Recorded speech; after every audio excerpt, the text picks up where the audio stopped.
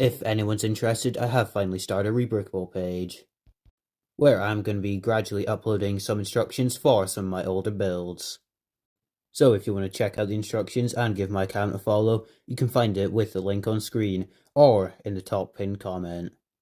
But anyways, we can get back to the review.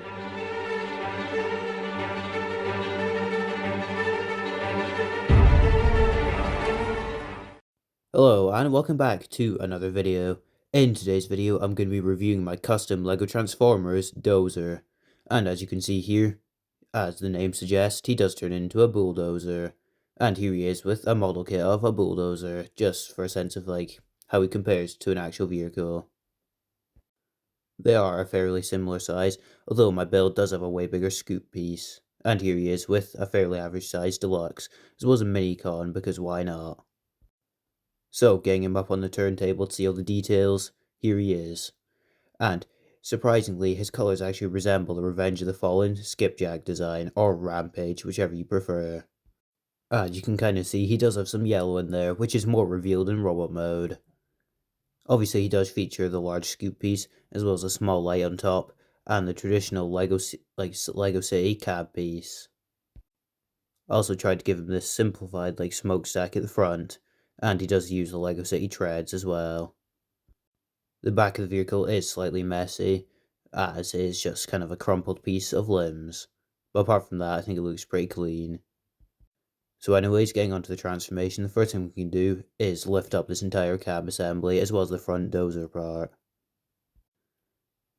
Once this is done, we can just take the legs and extend them at the hip ball joints.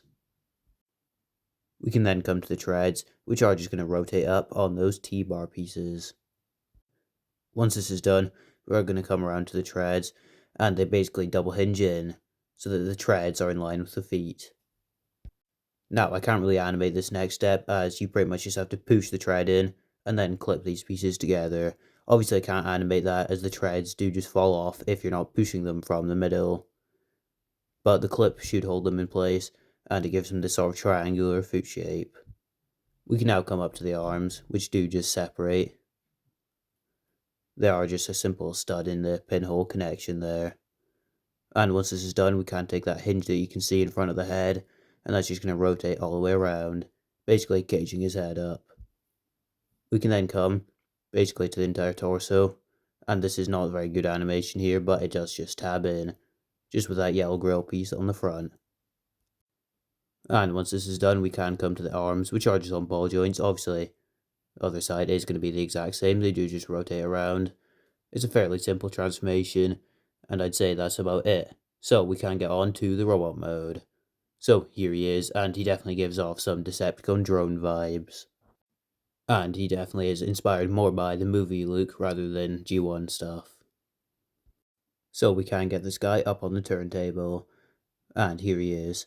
My favourite part of the design is probably the upper body, especially how the cage piece kind of goes around the head, just kind of protecting it a bit. I also like the big shield pieces up on the upper arms, as well as the feet, which do have the treads in their triangular shape, which actually helps them grip pretty well, as obviously they are rubber treads.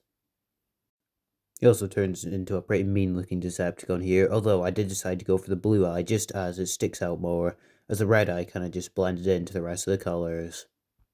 But for the most part, I think it's a pretty simple transformation for an effective robot mode, especially based on those Michael Bay designs, which tended to look a bit more wackier. For some size comparisons, here he is with Legacy Bludgeon. You can see he's probably around a deluxe in terms of his scale. And speaking of a deluxe, here he is with Hot Rod, and they're pretty much head to head here. And for Fel Constructicon, here he is with the Mixmaster. This is the G1 Deco, but still the same design.